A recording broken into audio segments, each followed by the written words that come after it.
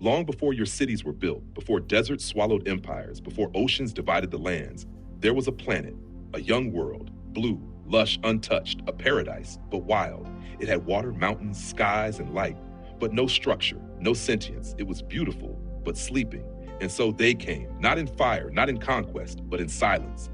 They came like gardeners from systems you now call Sirius, Orion, Pleiades, Arcturus, beings of many forms, some radiant, some physical, some beyond your ability to describe.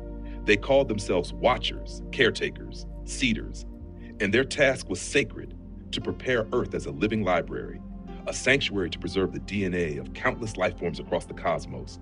Earth would become a vault of possibility, a sacred experiment in conscious evolution. They brought seeds, not just of plants, but of frequency. They tuned the atmosphere. They balanced the magnetic field. They sang into the soil, and life responded. Plants emerged that had never existed anywhere else. Creatures were born through careful blending of star genetics and earth elements. And eventually, they designed a vessel, a body, a human form. But it did not happen all at once. It took millennia, millions of years by your counting. Different star races each contributed a strand. One brought strength, one brought intuition, like one brought curiosity. One brought the capacity to dream. Humanity was not born, it was woven, a shimmering tapestry of starlight and soil. And into this form, they placed a spark, the divine self, a piece of source. But there was one rule: Earth would be a free will zone, no interference, no control. Once the seeding was complete, they would step back and watch, to see what would grow, to witness which path humanity would choose. And so began the great experiment. Earth flourished. Civilizations rose, not your modern ones, but those now called myth: Lemuria, Atlantis, Mu.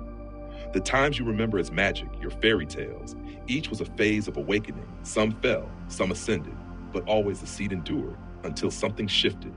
Other forces came, not caretakers, but opportunists, not part of the original plan, but from higher perspective. No arrival is ever an accident. They saw Earth not as a garden, but as a resource. They began to tamper, to manipulate, to hijack the narrative. They introduced fear, hierarchy, genetic control, and the veil began to fall. Humanity forgot its origin, forgot its purpose, forgot it was divine. And so the Watchers returned, not in ships, but through you. They began incarnating into human bodies, not to rule, but to awaken from within. You know them as light workers, volunteers, starseeds. And if this story finds you, you are one of them. This may sound like a myth, but your bones remember.